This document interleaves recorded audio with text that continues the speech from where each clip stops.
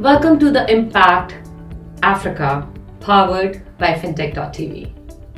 In today's episode, we're going to see some really amazing, outstanding, inspirational women from Africa who either came back after having their lives all over the world or grew up here to really help build an ecosystem from everywhere, from creating a community like City of Joy to provide a home to women who have been through a massive incarceration, or to help animals like elephants to have a better life by not getting tangled in any of the crops.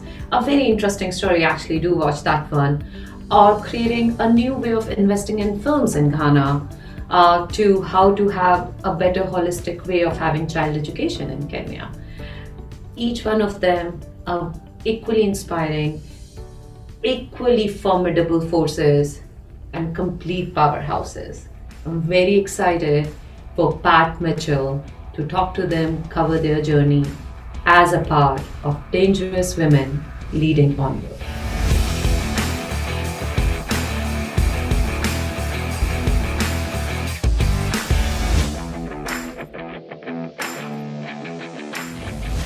Welcome to Dangerous Women Leading Onward, powered by Fintech TV. I'm Pat Mitchell. My guest today is a very special woman in my life and in the lives of so many women and girls in the Democratic Republic of Congo, where she was born, lives, and is the founder and CEO of City of Joy. Please welcome Christine Schuler Deschryver. Christine, it's so great to be with you. So good to be with you. Always, wherever we are in the world, to be together. Congo is considered one of the most dangerous places in the world to be a woman. And the situation there is sort of hard for people who haven't traveled there or read the history to understand why the violence continues and why it affects so many hundreds of thousands of women. Can you explain briefly the violence and the origins of it? First of all, Congo is one of the richest countries in the world, and the war that we have now since decades is just an economic war to plunder Congo. And they had to find a way, to terrorize the people. So I will give you an example that, for example, when the militias, they went or they go into villages when they push a father to rape the daughter, the son, the mother, and then they killed, torturing the rest of the family of the villages in public in front of the rest of the village. What do? They leave the village, and if you look at the map, most of all the villages are close to important mining, and I have to say it's all manipulated by those big multinationals and also by international community, because this war I'm talking about started almost more than 2 decades ago, and it was the time they starting to resolve there's this mineral we call coltan that you have in your cell phones, in computers, in everything, and in Congo is one of the country who has the most. So they had to terrorize the people, but unfortunately the bodies of the women and the children became a battleground. Until today, in 2021, there's a silent war going on, but they don't talk about it. We're just talking that we have a new president, we will have a new government, so everything seems to be quiet now, but it isn't at all. And yet, for 2 decades, this war, this violence has been going on in Congo. And it's really close to almost 2 million women, right, and girls who have been violated, and just with horrific I hate talking about numbers, because we will never know. The only thing I know is that only the hospital of Panzi in Bukavu, where I live, they already treated more than 55,000 women and children raped. And these are the ones who were lucky to reach the hospital. Because even if you talk to some survivors and they tell you, oh, I'm lucky, but we were a group of 20 girls, the other one disappeared, nobody will ever count those girls. And every time I flew over the forest in Congo, I'm like, oh my God, how many girls, how many women, how many people are just buried in these deep forests.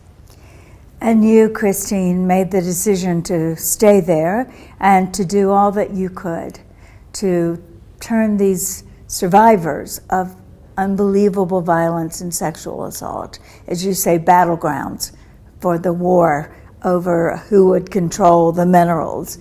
You decided to listen to what they said they needed most, these survivors, and out of that, with the help of the V-Day movement in the United States and around the world, created a center called the City of Joy, a name the women gave it themselves. And that place, that center, has now restored, healed, and given a new life to over 1,000 of these survivors of sexual violence. So how does this work, and how did you come to this work? As you said, I was born in Bukavu, so it's my home. And when the war started, at that time I was working for a big German institution, and they wanted me to leave because I have 2 children, and they refused me to leave because it was too dangerous. And suddenly I wanted to take my mom. My mom is Congolese. And then my mom told me, what about my mom? So I will not leave. So suddenly I realized that because they wanted me to leave, that I was leaving my people behind me, and then I decided to stay. But at a certain moment I had to leave because I was almost killed. They took me, I had a machine gun on my head because I'm kind of tall, and then they thought that I was, from Rwanda, half Tutsi, because of the war in Rwanda. And so at that time I left for 6 months for the children to finish the school in Belgium. And then when I came back, I was lucky enough, so I decided to resign. And then I met Eve Ensler, the founder of V-Day and the writer of the Vagina Monologue. And she came to Congo, and I think she was the only one who asked a woman what they wanted. Because usually people, they come and they bring stuff, and they pretend to come with amazing program, without asking the people from the grassroots what they need the most. And those women, young women, they said, we need a roof. We need to be empowered. We want a safe place. And then they started drawing. We want lots of flower. We want to dance. And then we started writing. And at the end, Eve went back to the US and started raising the funds to build City of Joy. And I have to say, when I look at it today, because it's a leadership program where women come to heal, to heal not only their bodies, because they do it at the hospital, but their mind, their whole being, their spirit. And now we are at the 19th session. And we already have more than 1,562 girls graduated. It's our 10 years anniversary, and I have to say the result, when I see how the women are empowered and how they change their community with love, first of all, because we also teach them how to protect the mother, like Mother Nature, because it's not only us, the mother, but Mother Earth, because without her we know that there's no life. And Congo, just a reminder that Congo is the 2nd lung of humanity, and we need to protect our forests. We need to protect our nature. And So I'm very, very, very happy and proud. Thank you, Christine, for all that you do. And there's just no question that models like City of Joy are changing the world and creating a more just, sustainable, and equitable place for all of us to live. My guest today is Soya Kishaka. Soya has such an incredible story of a journey, born in Kenya, educated in the United States, and has recently returned to Kenya to create an amazing school, which we're going to talk about. And it's the journey where I want to start, Soya. The journey from being born in this country in a privileged position with a wonderful family, deep history and roots in the country. Your grandfather was president of Kenya. And going abroad, studying abroad, coming back. Let's talk about that journey to being someone finding her own way in the world. Oh, wonderful, Pat, and thank you so much for welcoming me today. I went and spent a lot of time in Mathare and realized that there were some people who, I just saw these little children running around. And again, I was like, where are their parents? And I didn't realize that essentially they are either orphans of vulnerable children, their primary caregivers have to work, and so there they were, left to fend for themselves. So a little seed was planted for me, thinking about what could I do, how could I make an impact or make a difference, knowing that on some level that, you know, if children at this point were able to come together regardless of tribe, how, you know, in what way could we do that? So I just started very, very small. So we started with 5 little children in a little house, corrugated iron house with a wonderful woman called Edra, who I still work with today. And so there we went from 5 children to 10 children, 15, 20, we now have 60 children that we take care of there. And then in the meantime, I was blessed to have my own children. And I was really curious and thinking about what does education mean? What does that look like? Nowadays you see that there's so much pressure on children, and more so in the pandemic, in terms of, you know, well-being. You know, there's so much pressure, high incidences of suicide, depression. And so I was really curious, is there a way in which to have a really good holistic education system without those pressures? And again, I'm a realist. In today's world, we know that one has to do well in school in order to progress. But traditionally, the only way to do well is to be boot camped and to be tutored and to work really hard. So that is my work now. So again, when my children are born, building off of the project in Mathare, I was really focusing and looking at early childhood education, holistic education. So I founded a school about 5 years ago, 2015, for my children, and now we have 90 children in that school. And we focus on things like growth mindset. So they're really important things. You know, if you look at most people in life, when they have troubles in life, it has nothing to do with a lack of academic skill or a lack of technical skill. It's often an inability to cope with life's challenges. And so I thought to myself, wouldn't it be great to have a school where one is able to learn these things, these really important life skills? So we do mindfulness and movement, yoga, growth mindset, environmental stewardship, project-based learning. So we learn, and we start very, very young. So the children that are in our school system are from the age of 2. The oldest is 8, which is my daughter's age group, and that's where we are. You made some brave and bold moves, moving out of your comfort zone. These are all definitions of a dangerous woman, by the way, being willing to take the risk and be brave and bold. What do you say to other women who look at these decisions and say, what gave you that courage? What made that possible for you? I think the most fundamental thing for me in thinking about all of those bold decisions and making those moves is about listening to myself, understanding who I am as a person, what my purpose is. And once I know that, then there is no question in my heart and soul about the move and the direction that I need to take. So for me, that has always been important, and I find myself, as many people do at this moment in time today, in the midst of a pandemic, needing to pivot again. And so I really go back to that place of authenticity. And that word is so important to me today because as a young woman, I really didn't know who I was.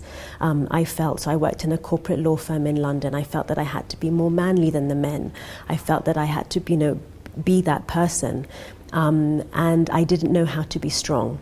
And what I've learned over time, and maybe this is age, but what I've learned over time is that my strength is actually in my femininity.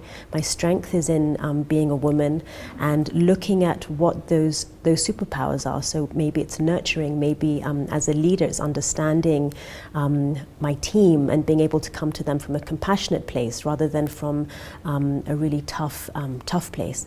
So for me, 100%, the journey has always been about, who am I, what is important to me, and then making that directional move. This is the way we change the world. Thank you so much for all that you do.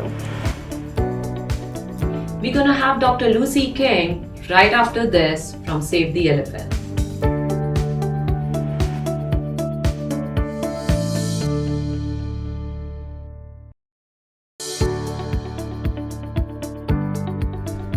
My guest today is someone I'm so excited to introduce you to. She's a zoologist, but her work encompasses so much more.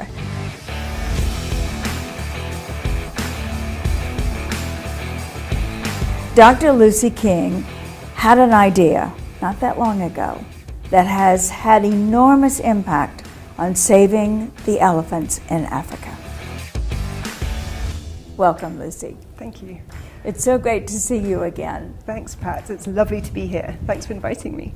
But let's start with what the innovation was, what the idea was. Thank you. Well, the innovation is this idea that there's a folklore in Kenya that elephants are scared of honeybees. It's apparently a traditional folklore that no one had really listened to before, but we did. We listened. And we talked to local people in the bush, pastoralists walking with their cattle, and they would tell us that if an elephant came across a tree with a beehive in, the elephant wouldn't touch the tree. So we listened to this folklore and went, well, this is a really interesting biological query. How do elephants know about bees? Are they really scared of bees? It seems impossible. Why would an elephant be scared of a small honeybee? Their skin is 2 centimeters thick. It seems impossible they could be stung. But it turned out that it was true. If an elephant broke a branch or disrupted the tree in terms of foraging on it, they would disturb the bees. The bees would then swarm into the elephant to defend their honey and their colony, and the elephant would run away to get away from the stinging, and they'd be stung around the eyes and up the trunk. So we thought about this as zoologists and went, well, this could be a very innovative way of keeping elephants away from areas that we want them to stay away from in a natural, holistic way without really providing something electronic. So that's where my PhD started, listening to local people, listening to folklore, and then using science to not only prove it was correct, and then adapt it as a mitigation method to improve human-elephant coexistence. I want to talk more about that conflict because it's quite surprising how many people don't realize how imperiled the existence of the elephants are. So talk about what do we mean when we say human-animal conflict, and what is the source of it? Yeah, so elephants and people have always lived in Africa. They've always overlapped. They've actually lived in harmony for probably millennia. But in the last 50 or 60 years, things have changed. The African human population has absolutely quadrupled just since the 70s. We also lost a lot of elephants from the ivory crisis. In Kenya alone, we used to have 160,000 elephants, and it went down to just a mere 20, 30,000. And we're around 30,000 now. So we had this absolute overlap of a rapidly rising human population, a rapidly developing human population, roads, transport, schools, buildings, incredible development, and we're not saying that's a bad thing. But what happened was the elephants have been squashed out of their natural spaces.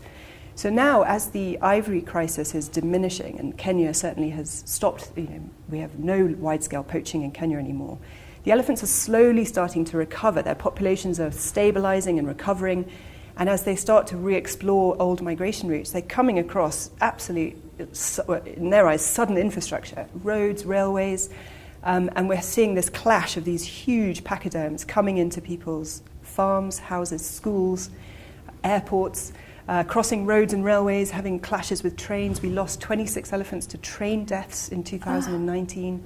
And it's really been a catastrophe of conflict. So in our project, we're trying to turn that conflict into ideas for coexistence, because we can't live like this in the future. We have to live somehow in harmony with these elephants, or we'll lose them. So it's such a good idea, and it is working. How widespread is the adaptation of the idea? So using beehive fences, which is simply a series of beehives around small 1-acre farms, is spreading very rapidly. We've done a lot of communication, a lot of videos, a lot of science publications. We've really talked widely to governments, to other NGOs. At the moment, we have beehive fences in 20 countries, in around 75 different sites where we're testing it. And even yesterday, I got news of another site. So there are places that I don't even know about now that are trying beehive fences. And I'm trying to keep a log. It's easily 9,000 or 10,000 beehives now out there, which are being used as deterrents. And I really think that's the conservative figure. But what's so interesting about it is it's changed people's perception of thinking there could be natural, more gentle solutions to this than just putting up electric fences or building walls or shooting elephants. Shooting elephants, which is yes. happening. People are killing elephants that are walking through old migration routes because they suddenly walked through a school ground. Mm-hmm. And these elephants don't know that this is not allowed. So for me, as a zoologist, I'm terribly passionate about saving elephants. But to do that, we have to work with the communities, and they have to be the ones that are lifted to recognize that elephants have a right to live as well. And of course, there are other advantages as well as keeping the elephants off of the property and out of places where they would be in danger and also cause danger to other people. And that's what happens with the beehives themselves. I mean, a whole new enterprise has been created, yes? I know. So the beehives, of course, people know about beekeeping. It's a well-known pastime as well as a business. But for us, we've given a business to our farmers. So by providing them with a set of beehives, we use 12 beehives per acre, or 20 beehives per hectare of land. It provides a layer of business on their farm. So instead of giving a different crop or something like that, they are actually being given a hanging business around their farm. It doesn't take up any more space. It's providing not only honey in this fabulous production, which comes from beekeeping, but of course the bees are pollinating not only the crops, but the natural environment. So it's elevating and boosting the entire ecosystem around the community. It's very hard to measure that, but we do have some studies we've done of extra pollination of crops with beehive fences around them compared to fences without beehive fences. So we know it's boosting yield as well. So that's another livelihood benefit. So they're reducing the number of damages to their crops from no elephants coming in, and then of course having a boost in the yield for the crop inside the beehive fence. Thank you, Lucy, and thank you for being with us. Lucy is just another example of a dangerous woman inviting other women in to be dangerous as well, to show up in all the ways we can.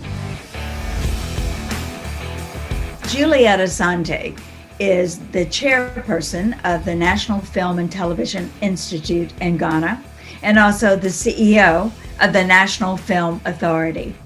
And in thinking about impact and economic investment on the continent of Africa, it's important to consider cultural narratives, who's creating them, and what impact they're having on the way the rest of the world sees Africa and Africa sees itself.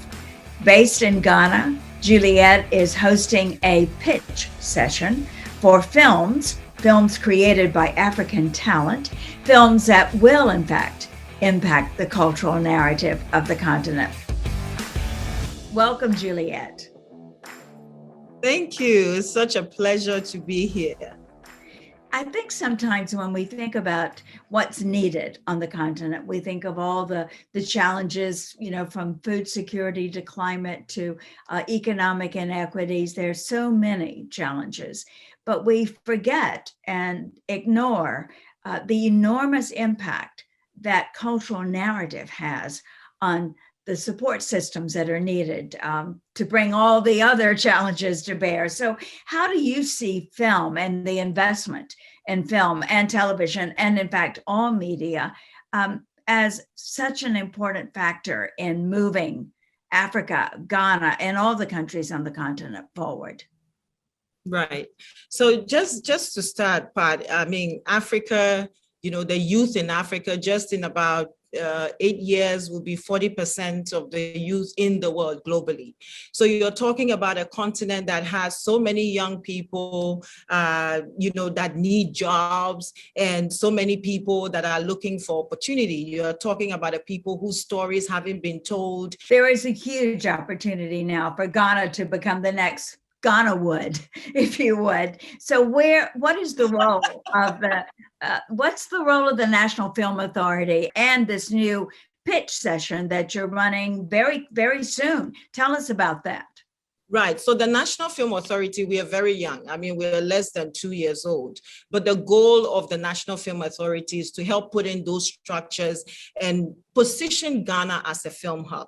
And so when you take a step back, what are some of the things that a producer anywhere in the world will look out for when they are coming to Ghana or want to shoot a film? Just say you want to shoot a film anywhere, you're looking at a country where you can move your money in and out easily. You're looking at whether there are incentives, you're looking at locations, you're looking at sunshine, weather, you're looking at all of these things, skill sets and all of those things. And Ghana feels as, where we sit, we can position ourselves. So if anyone thinks about, I want to shoot a film anywhere in Africa, say Game of Thrones with all the castles and everything, Ghana has probably the largest collection of forts and castles in the world, because that was the path that, was used as a slave trade, some long time ago. How do we take advantage of that? What is the presidential pitch session?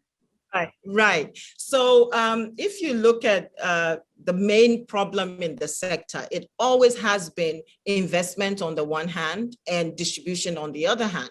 So right now on the entire continent, despite the numbers and despite the numerous stories that we have to tell, we have less than 5 major distributors on the entire continent. Now that's a big gap. And so if I make my film and I want to put it on Amazon or Netflix or wherever, who do I go to? Where do I go? I mean, my project will die. So we do not have the investment coming in and the distribution, and that's a major gap. So the presidential film pitch series is particularly designed to address that. President is launching the marketplace for business to happen. So I'm excited to say that we opened the submissions and had over 100 projects submit. And we shortlisted to 25. And to that day is the day that we launch these projects, introduce them to the world, and start the marketplace so investors can see, is there something I want? And the distributor can also see if there's something they want. So exciting. And we'll be sure and include the link so that investors who are listening to us today, are people who want to be in the film business in some other way, will see this as the opportunity that it is. I want to see all those stories, and I want to return to Ghana. Thank you very much, Juliet. These 4 strong women are the representative of thousands out there who are working every day to make this world more equitable, more inclusive, and more diverse. Thank you so much for joining us today. For more such amazing, inspiring stories, please do check out fintech.tv.